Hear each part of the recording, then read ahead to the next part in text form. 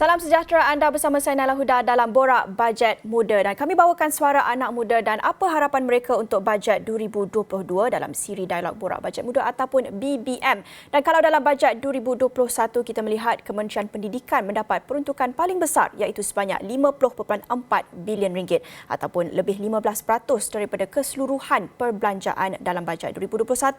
Namun adakah kesemua pelan dan inisiatif berjaya disampaikan kepada murid dan pelajar yang betul-betul memerlukan? Kalau kita lihat setakat September lalu, 130,000 daripada 150,000 laptop diberi kepada murid sekolah untuk mengadakan PDPR. Walaupun pada ketika itu dah lebih setahun mereka melalui PDPR.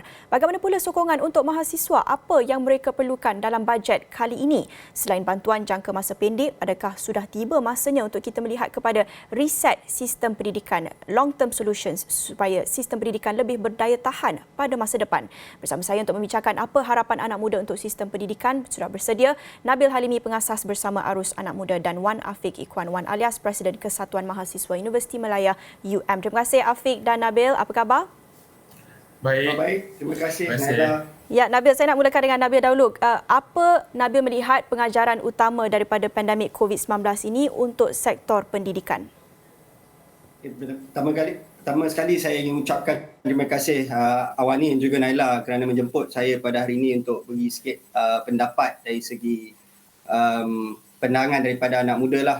Untuk saya, daripada cabaran sistem pendidikan yang kita lalui menerusi COVID-19 ini adalah kecelaruan lah. Maksudnya sistem pendidikan kita terpaksa menghadapi proses pendidikan yang baru di mana sepenuhnya berlaku secara online, dan bagi para pelajar, ibu bapa dan guru-guru, mereka terpaksa mengadaptasi kepada sistem pendidikan secara online ini, perkara yang baru dan telah menyebabkan ramai para pelajar, tidak kiralah dari peringkat rendah hinggalah peringkat universiti, ketinggalan diakibatkan oleh ada daripada mereka tiada peranti digital, ada daripada mereka tiada akses kepada internet, dan ada guru-guru yang baru sahaja ingin mempelajari, maksudnya cara untuk menggunakan kaedah-kaedah pembelajaran secara online ini dalam masa yang sangat pendek. Dan bagi saya,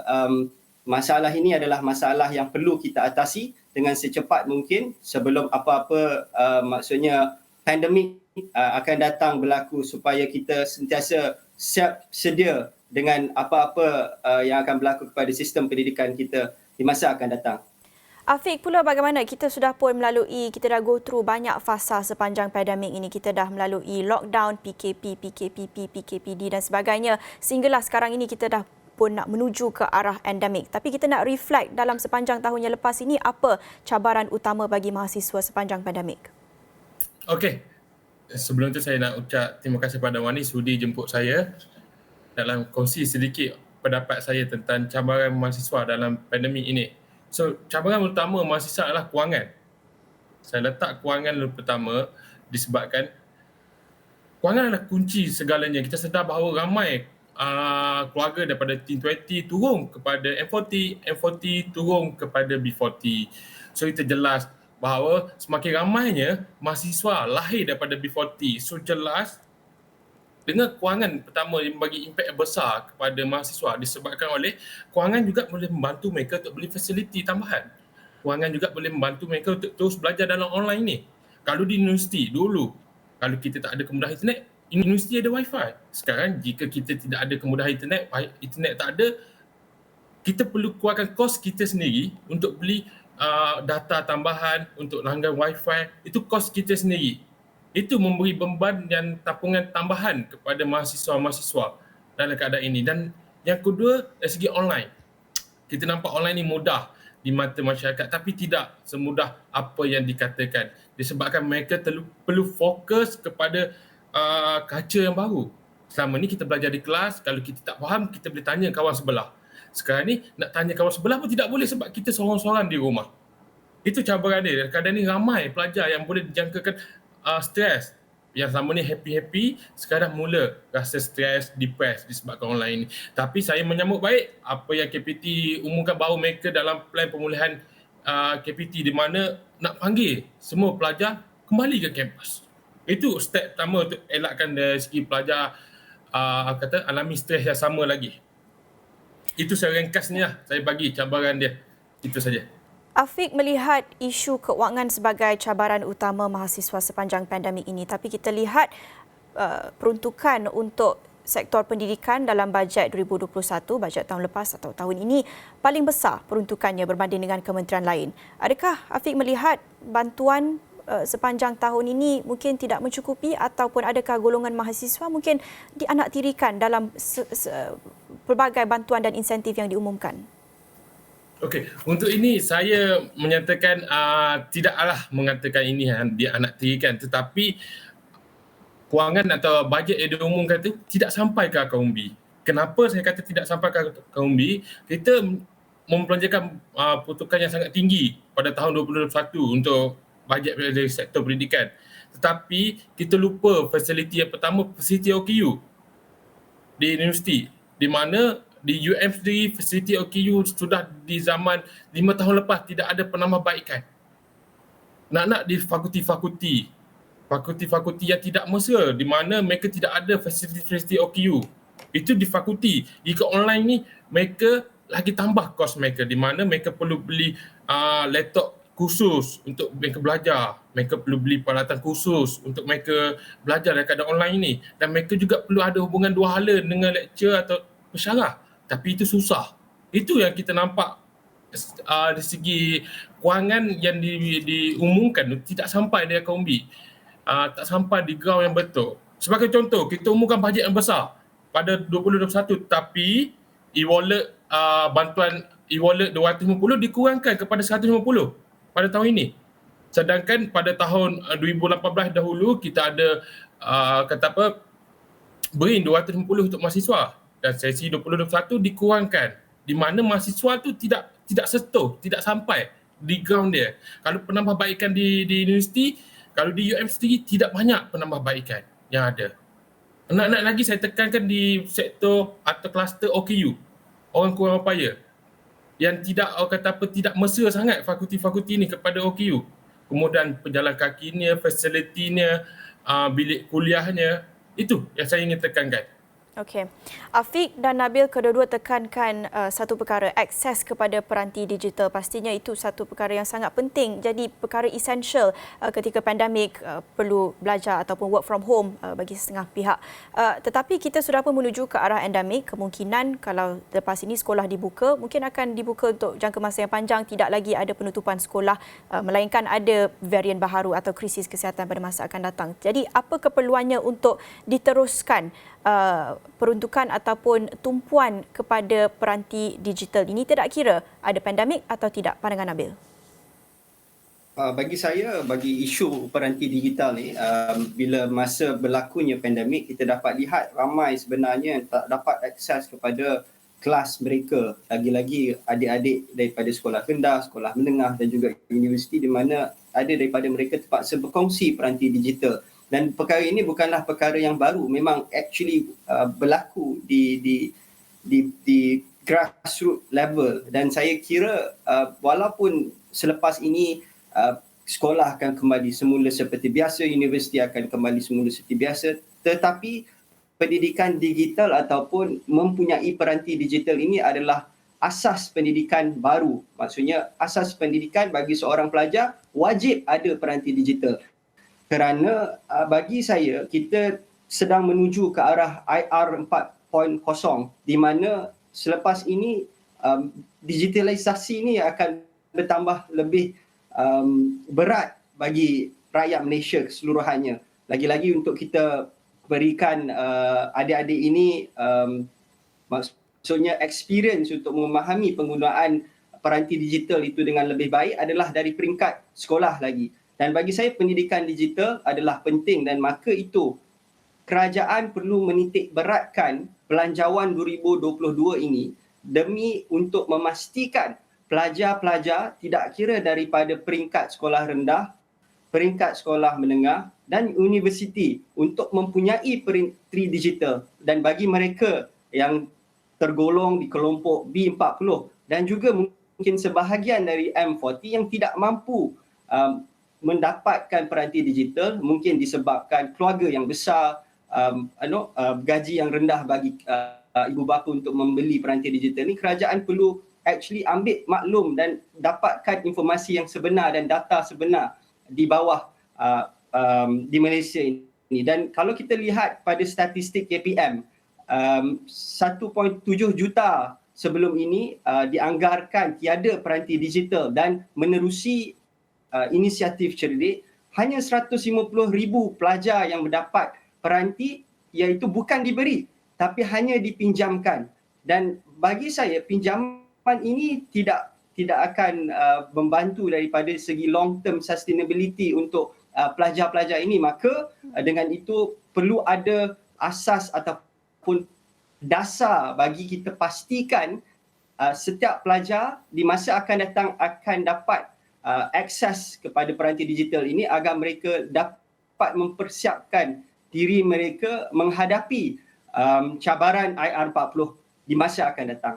Jadi ada beberapa program seperti yang Nabil katakan tadi, program cerdik misalnya, mungkin lebih menekankan short term solution, jangka masa pendek, kerana kita melalui fasa pandemik sebelum ini perlukan penyelesaian yang cepat untuk memastikan laptop ini dapat disalurkan kepada murid sekolah untuk menjalankan PDPR. Walaupun mungkin sedikit lambat bagi mereka, kita pun sudah tidak ada PDPR di beberapa negeri.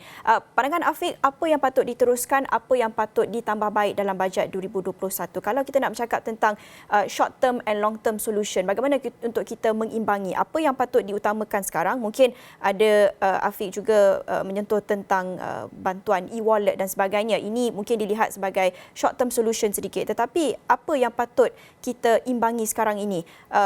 Short term dan long term, kita tahu banyak perkara yang perlu diambil kira dalam sistem pendidikan ini, sangat rumit, sangat kompleks. Tapi pandangan Afiq, macam mana untuk kita mengimbangi pelbagai perkara? Okey, terima kasih. So pandangan saya segi long term, sebab short term saya dah setuju. Long term ni saya ingin setuju beratkan bahawa postgrad sediakan balik bahawa scholarship MyBrain untuk postgrad. Maksudnya untuk pelajar master dengan PhD. Bahawa kita dah nafikan bahawa pelajar undergrad seperti saya, degree, student diploma, mereka agak susah. Tapi postgrad juga struggle dalam menampung kos-kos pengajian mereka yang boleh dikatakan tinggi. Sangat tinggi. Itu pertama, long term saya wujudkan balik scholarship MyBrain yang diutarakan pada kerajaan yang lama. Yang kedua, meningkatkan lagi subsidi yuran pengajian. Di mana in long term dia, kita tahu kerajaan dah bagi subsidi kepada IPTA. Tapi meningkatkan lagi subsidi yuran pengajian kepada pelajar-pelajar M40 dan B40 yang terjejas disebabkan pandemik ini.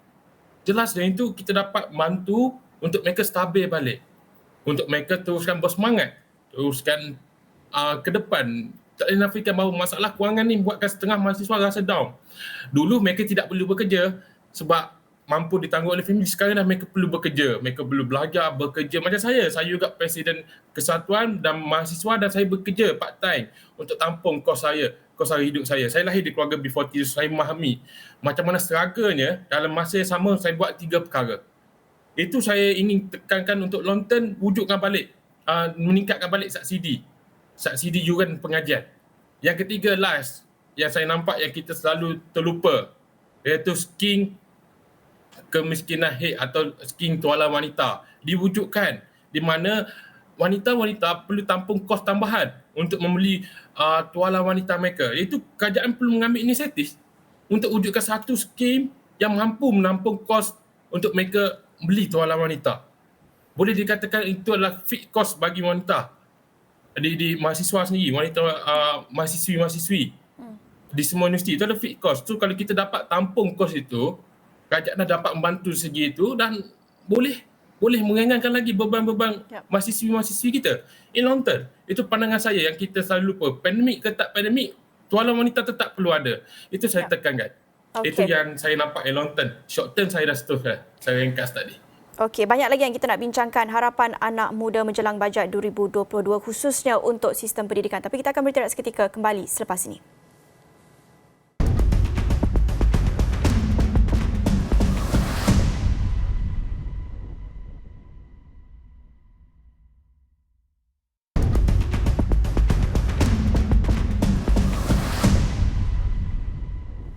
Bertemu bertemu kembali dalam Borak Bajet Muda, masih lagi membincangkan apa harapan anak muda untuk sistem pendidikan menjelang bajet 2022.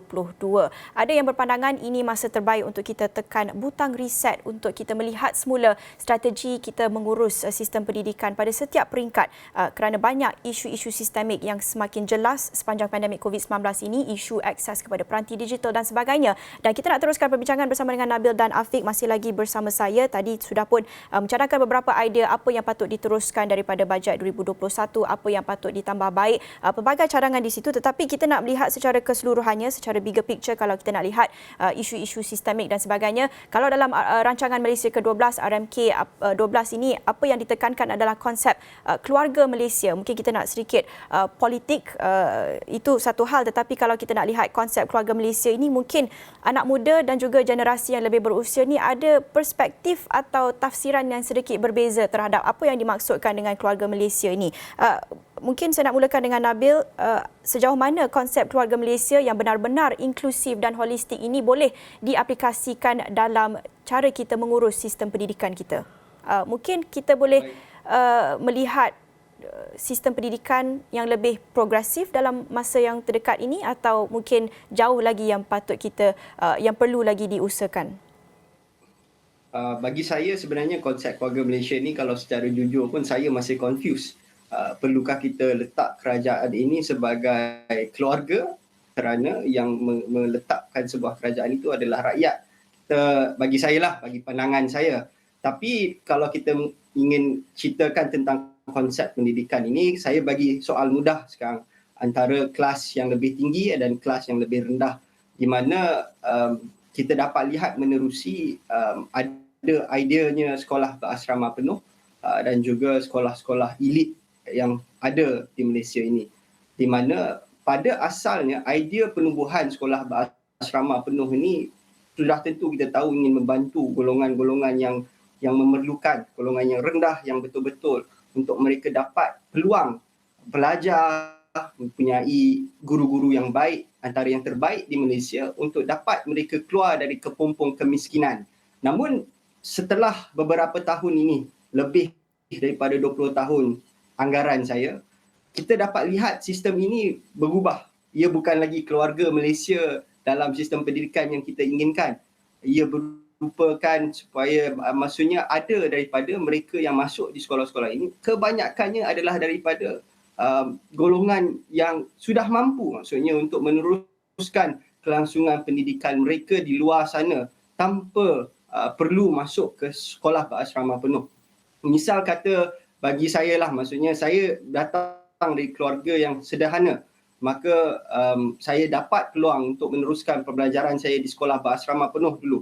Dan bila mana saya berada di sekolah berasrama penuh ni, kita dapat lihat bahawa ada perbezaan kelas yang ketara. Yang kaya betul kaya, yang miskin betul miskin. Maka I think this is the very first step yang kita perlu ambil, kita perlu reflect semula, terutamanya Kementerian Pendidikan, bagi kita betul-betul dapatkan pelajar daripada keluarga yang betul memerlukan, letak di sekolah berasrama penuh bersama guru-guru yang baik ini, kerana saya yakin benda ini akan efektif di masa akan datang, dan ia telah pun terbukti sebenarnya, kerana sebelum ini yang daripada anak-anak yang kaya ini, sebelum ini family mereka yang masuk sekolah-sekolah ini yang sebelum ini susah, tapi bila dah senang kita bagi peluang orang lain pula. Bagi saya itu yang sebenarnya yang ketara dalam sebenarnya sistem negara kita ini. Pelbagai kasta sebenarnya yang kita dapat lihat menjelang pandemik COVID-19 ni, di mana saya kira akan merosakkan negara kita jika kementerian tidak mengambil langkah drastik bagi pemilihan pelajar yang akan masuk ke sekolah elit berasrama penuh ini ataupun sekolah-sekolah yang baik di Malaysia ini, kerana saya fikir peluang ini adalah peluang semua yang perlu kita adili dengan sebaik mungkin. Maksudnya majoriti di dalam sekolah berasrama penuh itu perlu pelajar-pelajar yang datang dari keluarga miskin tegar, for example. Dan saya fikirkan ini adalah konsep keluarga Malaysia dari aspek pendidikan yang perlu diperbaharui, perlu diprogresifkan oleh Menteri Pendidikan yang sedia ada jika kita mahu lihat Malaysia melahirkan pelajar yang lebih baik, tiada lagi social class yang begitu Ya. jurang besarnya di Malaysia. Isu elitism dalam pendidikan ini banyak dibincangkan di media sosial baru-baru ini dan mungkin penyelesaiannya menjangkaui apa yang boleh kita jangkakan dalam bajet 2022, tapi masih menarik dan perlu untuk kita bincangkan. Mungkin Afiq ada pandangan yang berbeza atau pandangan yang sama juga. Afiq tadi dah kongsikan, Afiq sendiri datang daripada keluarga B40. Mungkin boleh kongsikan sedikit pandangan isu elitism dalam sekolah ini yang mungkin menyekat akses anak-anak B40 untuk mendapatkan pendidikan. Okey. Saya berpendapat sama dengan Nabil sebenarnya. Perlunya kita cek balik bahawa kita lahir MRSN atau sekolah ni, sekolah bahasa penuh ni perlu fokus kepada kluster-kluster yang memerlukan. Sebab kita nak meningkatkan. Contohlah kalau Melayu susah atau Cina, India, kita tidak perlu membezakan. Kita membezakan siapa yang miskin tegar ni. Maksudnya kat sini kita tak perlu memfokus kepada Melayu, Cina, India, tapi fokus kepada semua rakyat Malaysia. Sebab semua rakyat Malaysia. Bahawa semua, Cina juga perlu cari makan, India juga perlu cari makan, Indian juga perlu mendapat pendidikan yang bermaruah. Chinese juga perlu mendapat pendidikan yang bermaruah. Ibn Kadazan perlu mendapat pendidikan yang bermaruah. So saya tambah sikit, konsep yang perlu ditekankan tidak perlu memfokus kepada bangsa, tapi fokus kepada keseluruhan bangsa rakyat Malaysia yang lahir daripada B40. Itu pandangan saya, perlu kita cek dan perlu kita penambahbaikan. Afiq, mungkin tak semua orang kongsikan pandangan yang sama, tetapi ini mungkin satu sentimen yang semakin popular dalam kalangan anak muda. Mereka semakin terbuka untuk kongsikan perkara-perkara ini. Afiq, pandangan Afiq secara realistiknya sejauh mana lagi mungkin dari sudut time frame untuk kita bersedia membincangkan perkara ini, isu-isu perkauman yang mungkin menyekat setengah orang daripada mengakses pendidikan yang berkualiti. Ini mungkin satu perkara yang simple, yang jelas bagi anak muda, tetapi mungkin ada pandangan ataupun setengah pihak yang tidak mempunyai pandangan yang sama. Pandangan Afiq sejauh mana lagi untuk kita melihat keluarga Malaysia yang mungkin tafsirannya berbeza bagi anak muda yang lebih luas? Pandangan Afiq. Pandangan saya sikit, okay. Pandangan saya, first step untuk kita ketengahkan keluarga Malaysia ni, pandangan ringkas saya, kita tidak perlu divide by bangsa, agama. Tapi kita letak kepada siapa yang perlu memerlukan. Sebagai contoh, saya letak di Universiti Malaya, bahawa Universiti Malaya kita ada zakat. Tapi zakat utamakan yang Islam sahaja. Tetapi kita tak ada sediakan satu bantuan khusus kepada semua warga UM. Tidak mengisah bangsa, agama, etnik dan berbagai. Tapi kisahkan tentang keperluan mereka, kesusahan mereka. Itu yang patut kita letak di semua universiti. Di mana kita sediakan satu peruntukan khas untuk pelajar mohon. Tapi tidak perlu mengikut bangsa, agama. Tetapi pada semua pelajar susah boleh memohon bantuan itu. Untuk menyara kos mereka. Untuk menyara kos-kos pengajian mereka. Untuk menyara kos sara hidup mereka. Itu perlu. Dan saya ingin ketengahkan di UM, dalam waktu UM, saya terlibat di UM sendiri, macam mana polisi-polisi itu diubah. Bahawa wujudnya satu lagi peruntukan untuk pelajar-pelajar yang bukan non-Muslim. Untuk mereka memohon. Bahawa UM dah, pandangan saya nampak UM dah keep moving forward. UM dah mempunyai identiti yang berbeza. Yang ketengahkan perkara yang berbeza. Yang bawa perkara baru. Itu saya harapkan bahawa semua universiti atau semua mahasiswa atau rakyat-rakyat Malaysia, generasi muda untuk ke depan, untuk bagi pandangan. Sebab kerajaan perlu buah pada dengan generasi muda ni, bahawa mereka mempunyai idea-idea berbagai. Dan sangat pelbagai bagi saya. Dan sangat idea yang fresh dan baru. Itu ketengahkan betul-betul pandangan saya untuk generasi-generasi yang akan datang nanti. Itu saja. Okey, Nabil pula, kita berbaki hanya 1-2 minit sahaja, tapi nak dengarkan pula pandangan Nabil. Ini memerlukan political will untuk kita benar-benar membincangkan perkara ini, kan, isu-isu perkauman, akses kepada pendidikan yang lebih inklusif. Pandangan Nabil, apa keperluannya untuk ahli politik mengambil isu ini secara serius, terutamanya apabila undi 18 bakal dilaksanakan dalam masa terdekat? Secara ringkas, Nabil.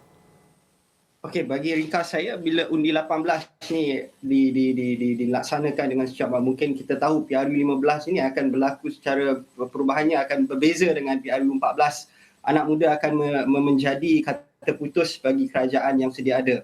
Dan bagi saya, political will itu penting kerana ahli-ahli politik di dalam Dewan Rakyat perlu fahami bahawa undi yang diletakkan oleh rakyat adalah tanggungjawab bagi mereka untuk menyuarakan hasrat dan apa yang diperlukan oleh rakyat di masa akan datang. Dan bagi saya, belanjawan 2022 ini perlu ada political will di antara kedua-dua belah pihak, kerajaan dan juga pihak pembangkang dalam memberi yang terbaik bagi kerajaan, bagi Malaysia yang lebih baik. Itu pandangan saya.